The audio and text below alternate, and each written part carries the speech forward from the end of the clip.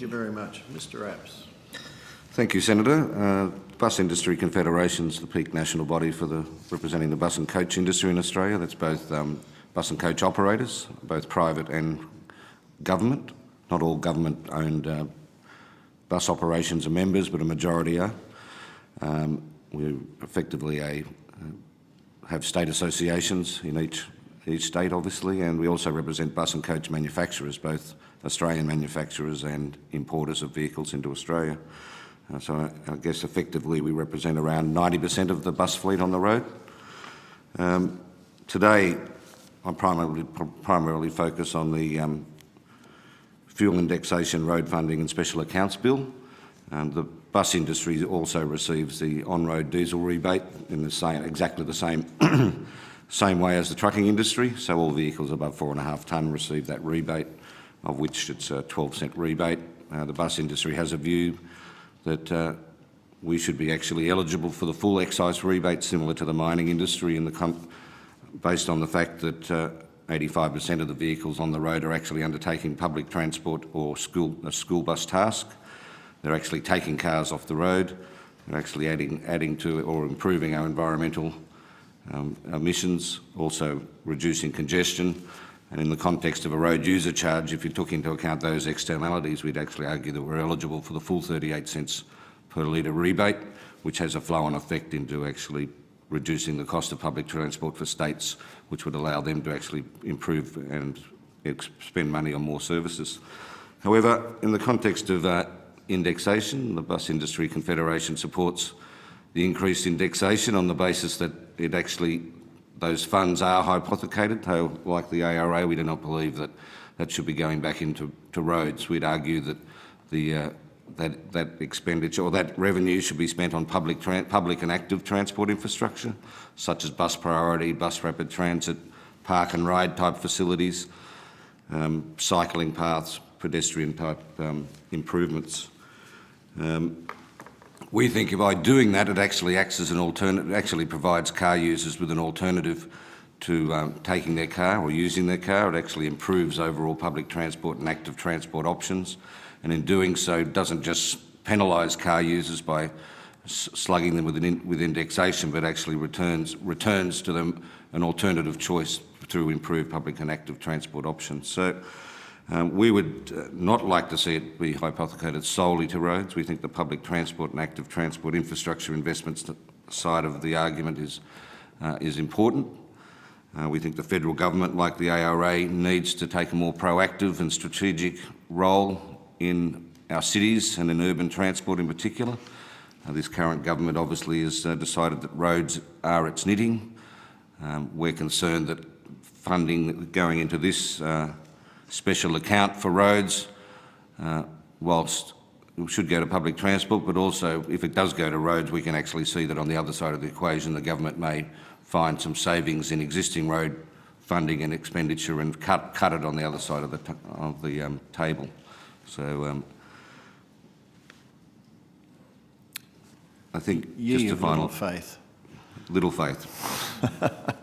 I guess the final thing I'd say is that the cost of fuel, when you look at household expenditure, is predicted by ABS to be about 16% on average, but when you go to outer metropolitan areas, it makes up about double that of household expenditure, and therefore increasing fuel prices through indexation has a direct impact on household expenditure and the cost of living, and hence our argument that investment in public transport at least doesn't just penalise through a tax grab, but actually provides at least an alternative for people who are forced to own 2 or 3 cars in outer metropolitan areas to have an option to use public transport. So I might leave it at that, Senators, and take any questions. No, thank you very much, Mr Apps. Do you have anything, Senator Destiero? I've got a bit, yeah. Yep, no, you go. Senator Ludlam, are you still there? Yeah, I'm still here. I'll come in straight after if you like. Okay, no worries. Okay, so look, it sounds like we're really, if I can just simplify it, and I'm probably oversimplifying it here, there's really 2 separate issues that both of you have raised, both the organisations. Firstly, there's the issue of how you raise the revenue, and secondly, where that revenue gets spent. I might touch on the second point first. And obviously this is a broader debate within government about the role of government, in rail and in public transport. But if you can just get beginning with you, Ms Woods, your view fundamentally is that putting aside issues in how this revenue is being raised, put that to one side for a moment, fundamentally part of the revenue should be going towards rail, and it's not.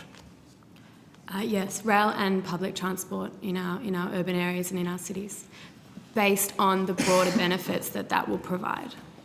And is your argument then, in part, and again, Mr. Absman may have the same view, that by investing in public transport and investing in rail, that's in fact a more efficient way of expending the income, of getting outcomes than it is just putting it straight into road infrastructure? Long term, solely investing in roads isn't the answer. We're going to end up with cities like LA, 5-lane freeways coming into the city, that they're car parks. We need to be investing in all modes of transport. And, we've done a study that found the average passenger train takes 525 cars off the road. So if we can invest in our, I'm not sure how many cars a bus takes, it would be 50 cars off the road with one bus. So if we invest in our urban transport systems and we provide improved urban transport systems for our cities, like Michael said, you're providing an alternative to the car, and we can help shift people out of their cars. But if we continue to just invest in roads, people are going to continue just driving. So our view is, yes, part of the revenue from the fuel excise should be invested in public transport and improving our public transport systems. Ms. Woods, I'm sure you're aware, and you make this point in your submission, there's a broader political debate about what the role of federal government is in funding rail infrastructure and public transport infrastructure, whether it's the role of the federal government or not. That's a separate debate which will get debated elsewhere. But for the specifics of this legislation, I just want to get the figure off you.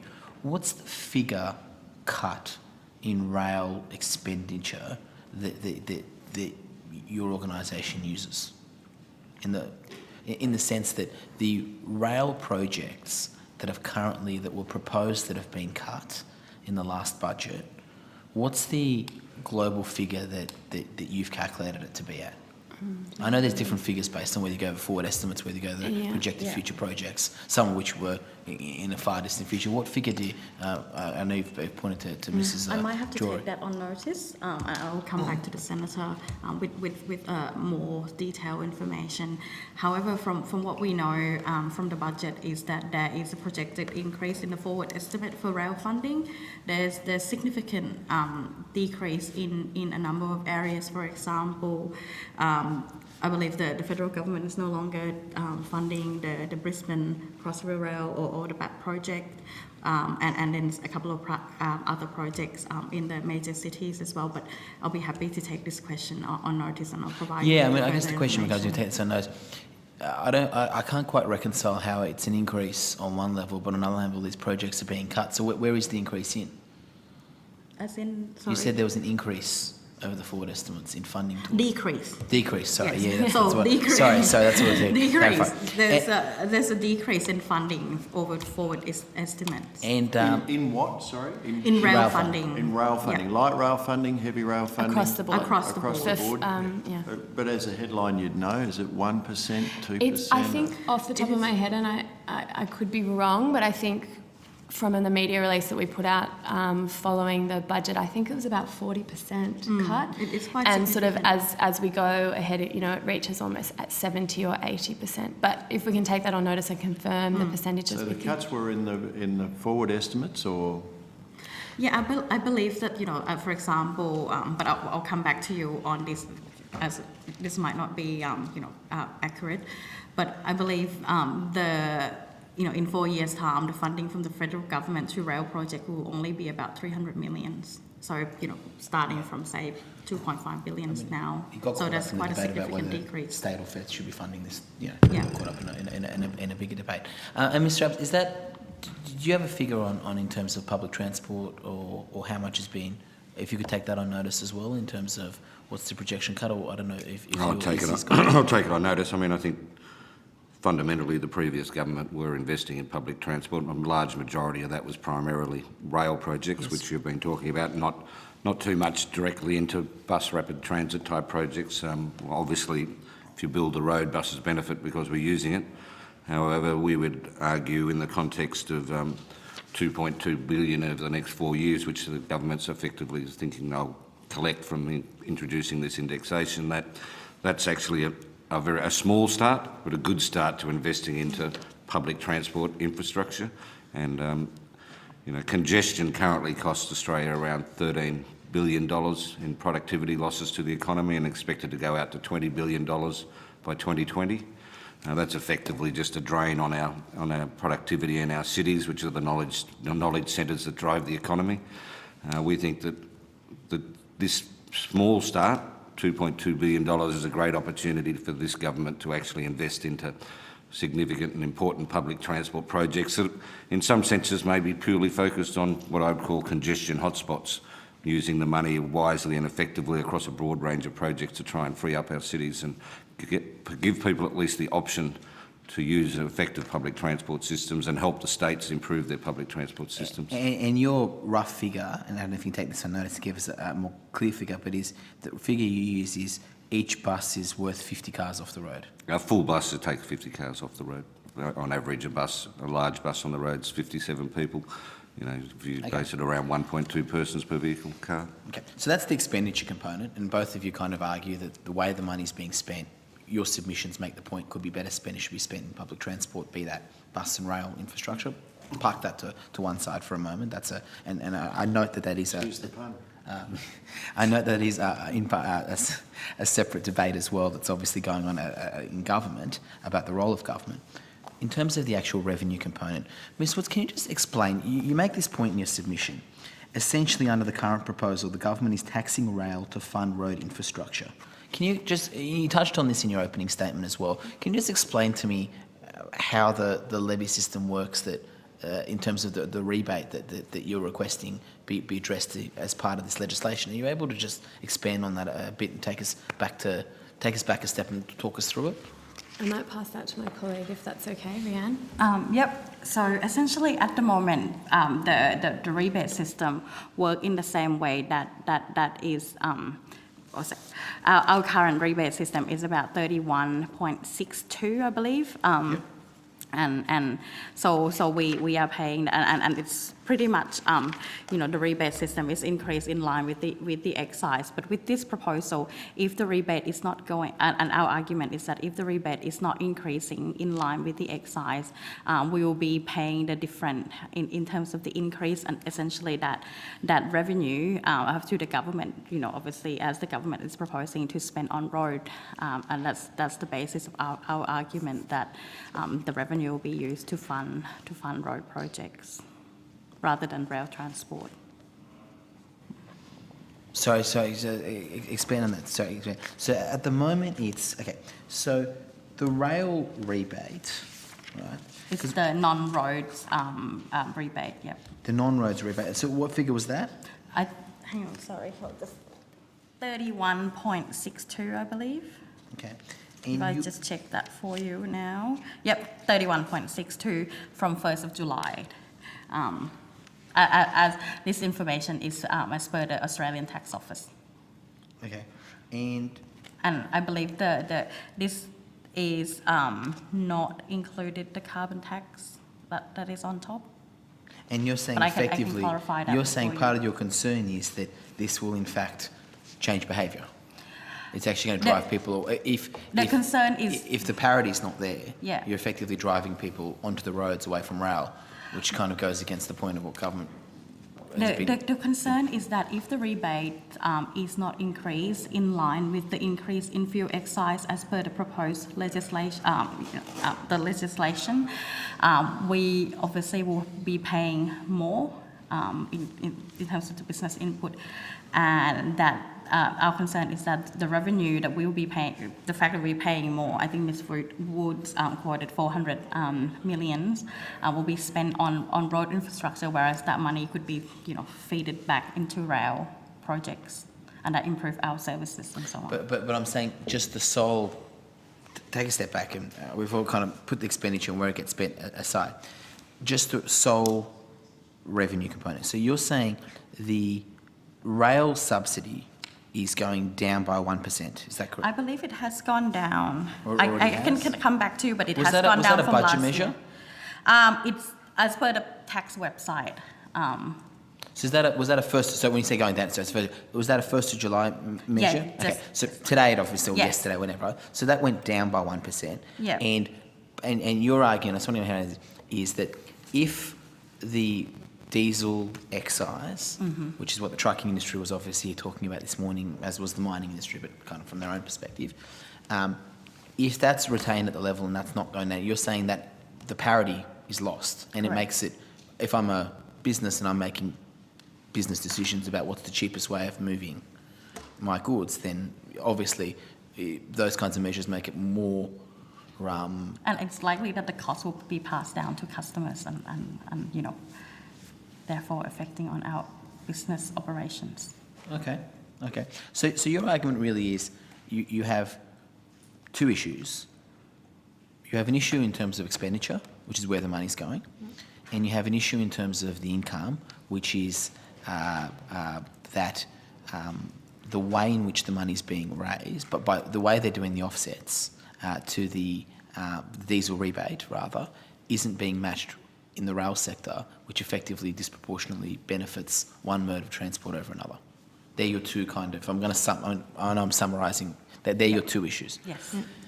And Mr. Abs, your argument, correct me if I just want to make sure I'm understanding this correctly, is while it's revenue neutral for the industry as a whole, your real concern is largely around the expenditure, and that there are some low-hanging fruit, they're your words, not mine, programs that aren't going to be massive burdens on the budget, but that some of this expenditure should go towards, particularly to the big program about changing behaviour. Can you explain what the program was? The Travel Smart program you're Yeah, the talking Travel about? Smart program. Oh, it was effectively an education program that was funded by the state, by the federal government to state governments. It was effectively a education campaign that provided information to households about the cost of transport and informed them about what their other options were. So it actually got down to, for example, some nitty-gritty about the real cost of operating a car when you take into the cost of not just the fuel, but the registration, the depreciation, the tyres. And then at the other side of that equation was states would then provide information about alternative travel choices. And so Western Australia, for example, saw quite a move across to public transport. I don't have that figure right at hand, but it was effectively an ongoing Travel Smart program that tried to make sure that people are aware of their choices. And that got cut. That got cut. And where was that getting funded out of? Was that getting funded out of infrastructure? Where was That was... out of education? I'll have to get back to you on that. Okay. It's quite a while ago. We just think it should be... Okay, sorry. Thank We you. think it should be Senator reintroduced. Ludlam. Thanks, Chair. I just wonder whether maybe firstly to the representatives from the Australian Railway Association, could you just spell out for us, if you could, with particular regard to some of the measures in this in this set of bills, the relative degree of incentives or disincentives between road freight and rail freight, and how this bill would impact it if it's passed as it is?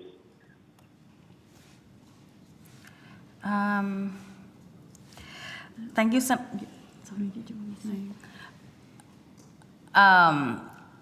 Senator Ludlam, if I may, your question is about the impact of the bill on, say, the rail freight business. Is that what you're? Yeah, but relative to road freight in particular. Okay, so essentially, the rail freight consumes a significant amount of diesels at the moment, and as Ms. Wood pointed out earlier, that the currently rail consumes about 1,000 million litres per year. So for the purchase of fuel, the industry can access the rebate scheme and the fuel tax credit at the rate of 31.62 cents per litre.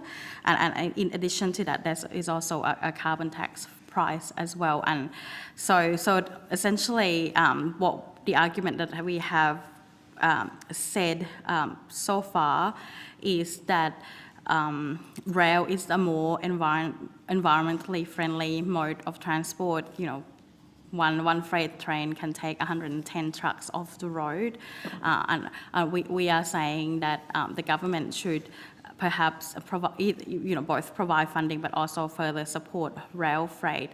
So our key argument for this bill is that if the rebate is not increased in line with the increase in fuel excise, that is, this will create a significant distortion in the transport market. Would you argue that there's already, that there's already a distortion there, and that these measures would actually make it worse, or do you consider that there's a level playing field at the moment? In the freight market? Yeah. No. There isn't a level playing field at the moment. We actually had recently submit another piece of submission to the competition review policy discussing the road pricing and investment reform issue. Essentially, and you're probably aware that the heavy vehicle and investment reform process has been abandoned by the federal government, and obviously the rail industry is supportive of that reform. It is long, a standing issue, and that reform is much needed in the transport industry. So we would recommend that the federal government pick up the issue and essentially proceed with the heavy vehicle investment reform and implement any recommendation that they make. Okay, so there's a few different issues there. And as far as this bill is concerned, I'm not trying to put words in your mouth, but does this improve or level the playing field, or does it make it worse? As far as that competitive neutrality between road freight and rail freight is concerned? I believe that if the funding is distributed in a manner that both, provided to both roads and rails, that would provide a better level playing field for both modes of transport. Okay. As the bill is drafted at present, every cent that's raised from the increase in the excise is to be ploughed back into a road fund. That is correct. So what we are suggesting is that the money should be also going to rail and public transport as well. Yeah. Do you have a suggested ratio or proportion of funding that you would like to see go back into rail projects or public transport projects? Yeah, 100%, Senator Ludlam. If I can add further, Senator Ludlam, is there a distinction between light and heavy rail in that wish list that you would put? In terms of the breakdown? Freight rail and urban transport. And passenger? Passenger. That's what I was.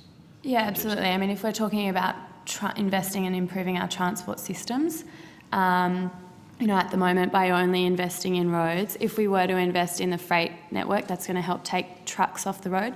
It doesn't remove trucks completely from the freight system, because obviously rail can take it from A to B and we then need the trucks to spray out. So it's just about improving our freight transport system overall. Likewise, by investing in our public transport systems, we're providing an alternative option to the car, and it might mean that we're taking cars off our roads as well. I think, Senator, if I could just jump in there, I think some of this has to be put into perspective as well. It's $2.2 billion over 4 years. The reality is you're not going to be building a significantly large light rail or heavy rail project as part of this. I would have thought that the investment into public transport infrastructure would be looking at significant, bite-sized projects that make a difference to the existing public transport network, which might be better integration of bus and rail services at interchanges. It might be a park and ride facility that provides people the option to park their car and catch public transport. It might be simple bus priority measures that allow buses through the traffic lights. I think this is, as I said earlier, a small start that actually might allow this government to engage in an area that it's actually disregarding completely in the context of probably one of the most significant challenges that Australia faces, and that is our cities grinding to a standstill as we continue to build roads and put more and more cars in there to congest them. So I think $2.2 billion needs to be looked at in a way that We don't think we're going to be building, as I say, major light rail projects, but look at what the bite-sized chunks might be. And in addition to what Michael said, we would agree with, you know, concepts like Park and Ride and projects like Michael has mentioned. But another, you know, potential program could be the removal of railway level crossings, the interface between the road and rail network. There are 23,500 level crossings in Australia, and they are the highest safety risk for rail.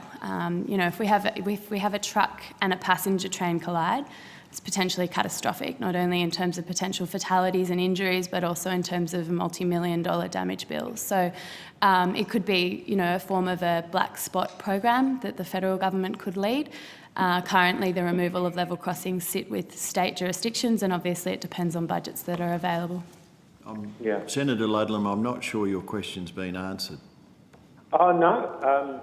I think we're getting there in terms of the competitive position between rail and But weren't you looking for a ratio? I mean, if you want to put it down, there's $2.2 billion.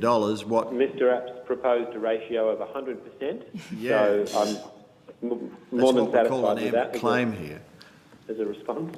The NRM Nothing wrong with a good old-fashioned AMBIT claim. But I will put to you, Mr. Apps, if I could, the distinction that I think you drew in your original statement about the way that road freight vehicles and bus passenger transport are treated differently. Could you maybe just tease that out for us and just explain how freight vehicles are treated by the taxation system differently to a road passenger vehicle or a bus? Well, Senator, my point was that buses are treated exactly the same way as trucks. Currently, we pay obviously 38 cents approximately per litre in excise.